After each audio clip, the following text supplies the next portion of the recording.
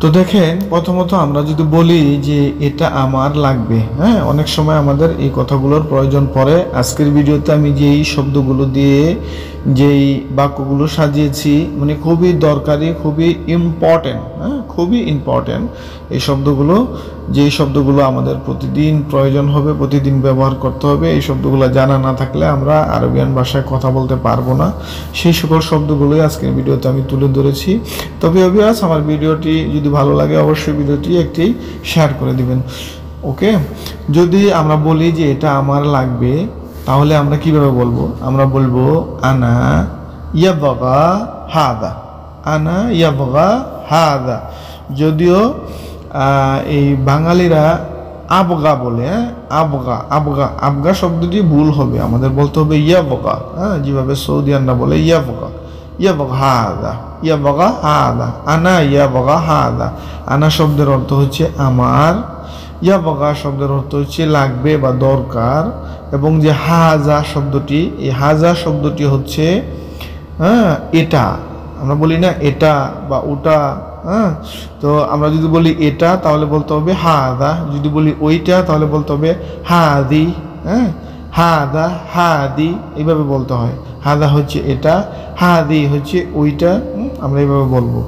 যাই হোক, তো তখন আমরা শিখলাম যে এটা আমার লাগবে, হ্যাঁ। এখন আমরা শিখবো যে এটা আমার লাগবে না। যদি আমাদের কোনো জিনিস প্রয়োজন না হয়, দরকার না হয়, আমরা যদি বলি যে এটা আমার লাগবে না, তাহলে কিভাবে বলবো? তাহলে বলতে হবে আনা মাইয়া বকা হাদা। একটু আগে আমরা শিখলাম যে আনা ইয়া বকা হাদা, আনা ইয়া বকা হাদা। এখন আমরা শিখতেছি যে এটা আমার লাগবে না, এটা কিভাবে বলবো? এটা বলতে হবে আনা মাইয়া বকা হাদা। শুধু মাই শব্দটি ব্যবহার হবে এখানে, হ্যাঁ। আমার লাগবে আর আমার লাগবে না, এখানে শুধু এই যে মাই শব্দটি, এই শব্দটি যুক্ত হবে, কারণ মাই শব্দের অর্থ হচ্ছে না, হ্যাঁ, মাই শব্দের অর্থ হচ্ছে না। তো আমরা যদি বলি যে এটা আমার লাগবে না, তাহলে বলবো আনা মাইয়া বকা হাদা, এটা আমার লাগবে না। ওকে, তারপর হচ্ছে যে কোনো কিছু, যে কোনো কিছু। আমরা অনেক সময় বলি না যে যে কোনো কিছু, তো এই যে কোনো কিছুকে আরবিয়ান ভাষায় কি বলে? যে কোনো কিছুকে আরবিয়ান ভাষায় বলা হয় আইশাই, আইশাই। আবার শাই শব্দের অর্থ কিন্তু চা, হ্যাঁ, চা, শাই, শাই একটু টান দিয়ে বলে শাই, শাই, সেক্ষেত্রে হয় চা। আর শাই, শাই শব্দের অর্থ হচ্ছে যে কোনো কিছু, আই শাই, যে কোনো কিছু, হ্যাঁ। আর যদি বলেন শাই তাহলে হবে কোনো কিছু। ওকে, তারপরে আমরা যদি বলি যে যে কোনো সময়, হ্যাঁ, যে কোনো সময়, যে কোনোকে বলা হয় আই, হ্যাঁ, আই। যদি বলেন যে কোনো সময় তাহলে হবে আই ওয়াক্ত। যদি বলেন যে কোনো কিছু তাহলে বলবেন আই শাই, হ্যাঁ, আই শাই। অনেক সময় আমরা যখন কথা বলি, কফিল বা আমাদের বস বা আমাদের মানে আরবিয়ান দেশে কারোর সাথে যদি কথা বলি, সে আপনাকে জিজ্ঞাসা করছে যে আমি কখন আসবো, তা আপনি বলতে পারেন আই ওয়াক্ত আনতা এক দ্বারাই জি, আই ওয়াক্ত, আই ওয়াক্ত। তখন আপনার কথা বলতে হলে এই শব্দটি আপনার জানা থাকতে হবে। এই জন্যই এই শব্দগুলো জানা থাকতে মানে আপনাদের হবেই। তারপরে যদি বলেন যে যে কোনো ভাবে, যে কোনো ভাবে, যে কোনো ভাবে যদি বলেন তাহলে বলতে হবে আই তরিকা, আই তরিকা। আই তরিকা হচ্ছে যে কোনো ভাবে, যে কোনো মানে যে কোনো ভাবে। আমরা একটা কথা বলি না, যে কোনো ভাবে, যেভাবেই হোক একটা কথা বলি না, সো এই কথাটাকেই আরবিয়ানরা বলে আই তরিকা, আই তরিকা। আই শব্দের অর্থ হচ্ছে যে কোনো, তরিকা শব্দের অর্থ হচ্ছে ভাবে, হ্যাঁ। শুধু আবার যদি তরিকা বলেন, ভেঙে যদি তরিকা বলেন, তাহলে তরিকা শব্দের অর্থ হচ্ছে মানে রাস্তা বা পন্থ, এভাবে বোঝায়, হ্যাঁ। তারপর যদি বলেন যে কোনো লোক বা ব্যক্তি, সেক্ষেত্রে বলতে হবে আই নফর। কি বলতে হবে? আই নফর।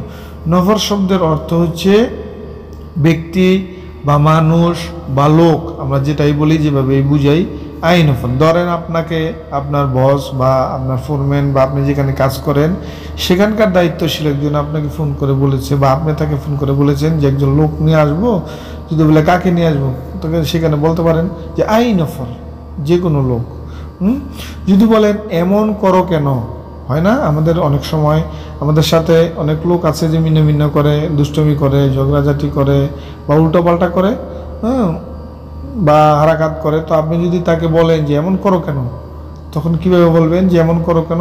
তখন বলবেন লেসা বিকিদে, লেসা বিকিদে, লেসা বিকিদে, হ্যাঁ, লেসা বিকিদে। এভাবে বললে এর অর্থ হবে এমন করো কেন। লেসা বিকিদা, লেস শব্দের অর্থ হচ্ছে, লেস হচ্ছে কেন, সাউই হচ্ছে করো বা করেন, কিদা হচ্ছে এমন। লেস হচ্ছে কেন, লেস শব্দের অর্থ হচ্ছে কেন। ঝামেলা বাঁধাইও না। অনেক সময় আমাদের সাথে অনেক লোক আছে ঝগড়াঝাটি করে, গন্ডগোল করে, ঝামেলা করে, হ্যাঁ, হইয়াল্লা করে। সো আরবিয়ান দেশে এই ঝামেলাটাকে বলা হয় হারাকাত। হতে পারে আপনার সাথে গন্ডগোল করেছে, হতে পারে আপনার সাথে মানে চেতাচেতি চিল্লাচিল্লি করেছে, হতে পারে আপনার সাথে মানে ফুংরামি করে, আছে না।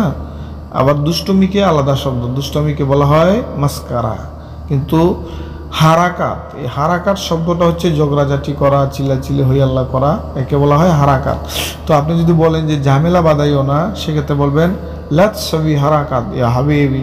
হতে পারে তাকে আপনি বন্ধু বলে বলতে পারেন, অথবা যদি ভাই বলেন তাহলে বলবেন লাত সবি হারাকাত ইয়া হাকু ভাই।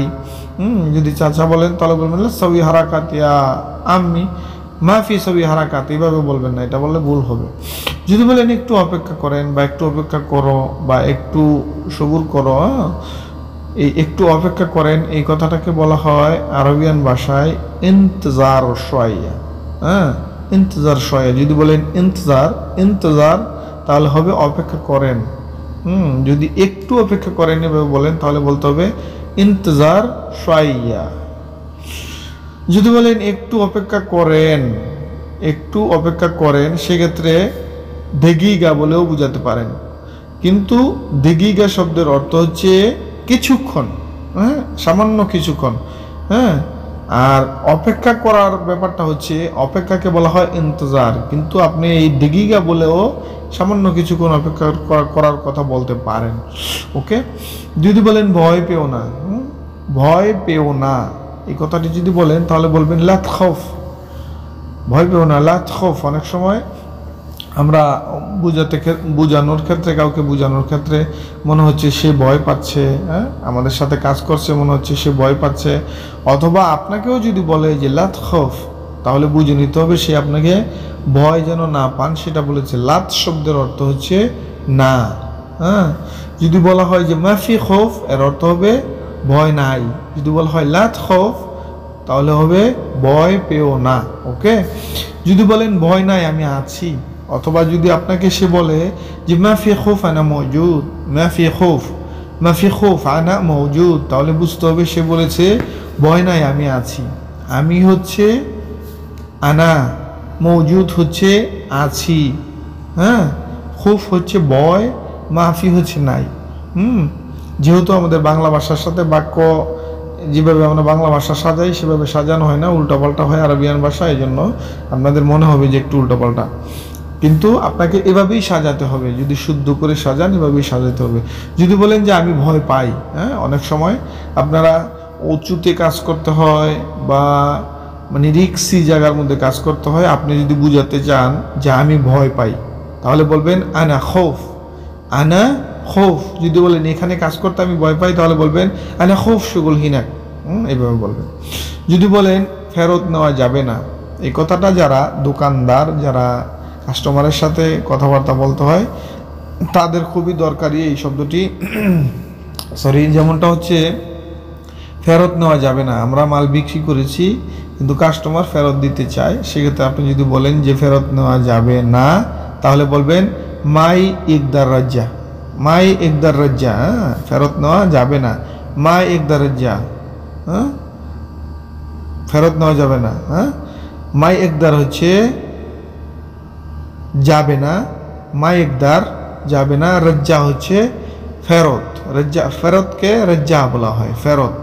ফেরত আর হচ্ছে পাল্টিয়ে নেওয়া ভিন্ন শব্দ। যেরকম আপনি যদি বলেন যে এটা আমি পাল্টিয়ে নিব বা এটা পাল্টিয়ে দিন, দেখেন, আপনি যদি কোনো সময় কোনো দোকানদারের কাছ থেকে কোনো বস্তু কিনেন, কোনো পণ্য কিনেন, কেনার পরে আপনাকে এটা পাল্টিয়ে নিতে হচ্ছে। হতে পারে আপনি একাধিক পণ্য কিনে ফেলেছেন, হতে পারে সেই জিনিসটা আপনি কিনেছেন সেটা ভালো না, হতে পারে আপনি কেনার পরে মনে হচ্ছে যে এই জিনিসটা আপনার লাগবে না।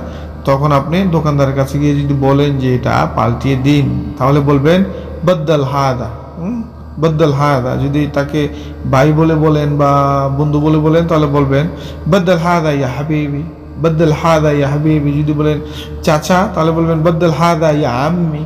হ্যাঁ, যদি এভাবে বলতে চান। ওকে প্রিয় ভিউয়ার্স, আজকের ভিডিওটি এখানেই শেষ করছি। দেখা হবে পরবর্তী ভিডিও নিয়ে।